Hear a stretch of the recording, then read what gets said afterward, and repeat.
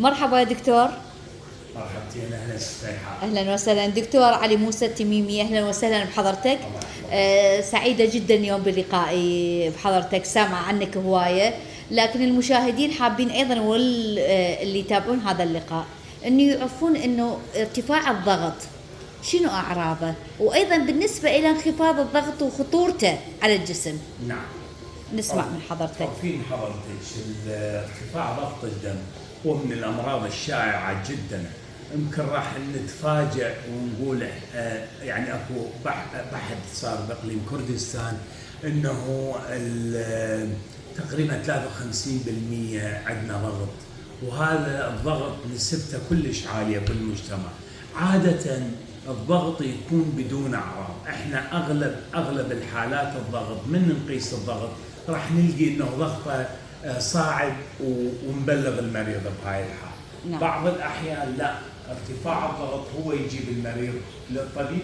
عادة يعاني حسب مستويات الضغط، المريض يعاني من صداع، احتمال دوار، اكو غشاوة بعينه، اضطراب بالرؤية. كذلك في بعض الأحيان المريض يعاني من عسر بالتنفس في بعض الحالات. فارتفاع الضغط هو يعني أغلبه حسب الدرجة. في بعض الأحيان يجينا ارتفاع الضغط ويا اعتلال الدماغ، ممكن المريض يفقد الوعي، عنده تشوش بالنظر، تشوش بالنطق، تشوش. ممكن ارتفاع ضغط الشديد ممكن يجينا ويضطرب دماغية، يعني جلطة دماغية وعائية TIA. فهذا كله ممكن يكون ويا الضغط. فلهذا أيضا ننصح يعني المرضى يمكن نعطيهم بس دلالة على شلون الضغط وش قد يقيسه والفترات اللي يقيسه. المريض إذا ضغطه طبيعي اللي قصده جو ال 120 جو ال 80 او بالاحرى نقول عليه مثالي، هذا يحتاج كل 5 سنين يلا يقيس الضغط.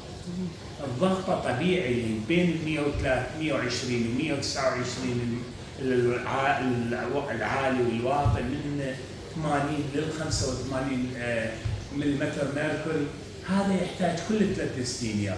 الضغط طبيعي بس عالي هذا كل سنه، لا. بينما ابو الضغط اللي مثبت انه بيق ضغط لازم تجيب دوري. زين، احنا كعراقيين يعني دائما الحالة النفسية تلعب دور بهذا الموضوع. الصدمات، يمكن حتى الجو الحار عندنا يسبب ارتفاع ضغط الدم دكتور، لو لا برأيك؟ بالتأكيد الشد العصبي زين ماكو بس علامات معينة انه يسبب ضغط، هاي قاعدة.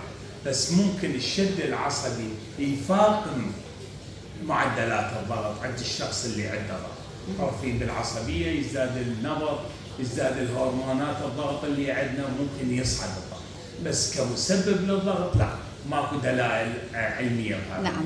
بالنسبة إلى يعني الرجال وبالنسبة للنساء، أيهما الأكثر تعرضا إلى مرض الضغط باعتبار عندك مراجعين ومراجعات؟ مرض الضغط هو يقسموه قسمين لو جيني. فلهذا نلقي انه في بعض الاحيان المرضى بشرتهم داكنه او من اعراق مثل اعراق يابانيه صينيه، نسبه الضغط عندهم اكثر من باقي الاجناس اللي خلينا نقول عاريه. هاي الأجناس، بس بالنسبة كضغط يعني رجل وامراه في بعض المصادر تقول انه متساوي تقريبا.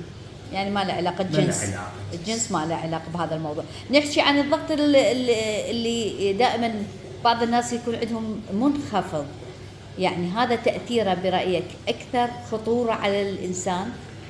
عملية انخفاض الضغط ست فيحاء انه 95% هو يعني اسباب بسيطة، يعني ممكن اسباب غذائية او المريض متعرض فقدان سوائل، اسهال، ازواع، من هالقبيل هذا. بس عندنا 5% من انخفاض الضغط هو مرضي، اغلبه هو فشل الغدة الكظرية اللي هي موجودة فوق الكلية، احنا نقول عليها مرض أديسون. ممكن يكون أولي، ممكن يكون ثانوي. الأولي هو نفس غدة الكظرية اللي يصير بها فشل، الثانوي الإعازات من النخامية لها يكون فشل، فالمريض يتعرض لانخفاض الضغط المرضي. طبعا بالتاكيد الضغط هو اكسير النشاط مالتنا، بني ادم لي ضغط يحس تعبان، حين ما بي دوخه، ممكن يتعرض لنوبات سقوط نعم. وفقدان وعي. المواد اللي ممكن ياكلها بالبيت وهو عنده، طبعا بعد ما يقيس ضغطه هو عنده ارتفاع بالضغط، شو تنصح؟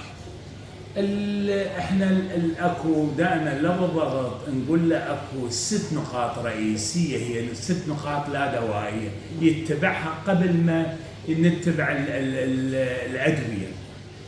اهم نقطه هي تقليل نسبه الاملاح بالطعام مالته. نوصل مرحله نكون نسبه الطعام صفر في بعض الحالات والدرجات من الضغط.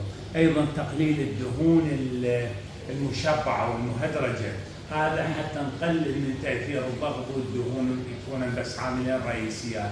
3 نقول لك اكثر من الخضر والفواكه خاصه الحمضيات، زين على مود الماده الفوليت تقلل من نكسه الدهون، لا يتعرض لنكسات او مضاعفات الضغط.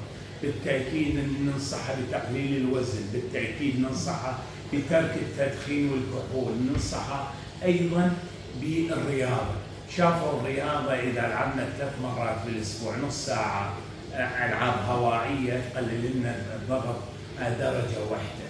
فهاي ممكن نستفاد، ممكن مريضه بالضغط البسيط ما يحتاج علاج في حاله انه استمر بهيج نشاط صحي. بالاضافه الى الحاله النفسيه، السفر، تغيير المكان، أكيد. يمارس هوايات معينه. أكيد. يعني تقليل الستريس احنا نقول عليه نعم. العصبي، يرست شويه الى الاصباح بهالمجال هذا ان شاء الله. دكتور علي موسى التميمي، شكرا جزيلا على هذه النصائح. تدللين ست، شكرا. تدللين نتابعها اليوم بعد ان شاء الله. اي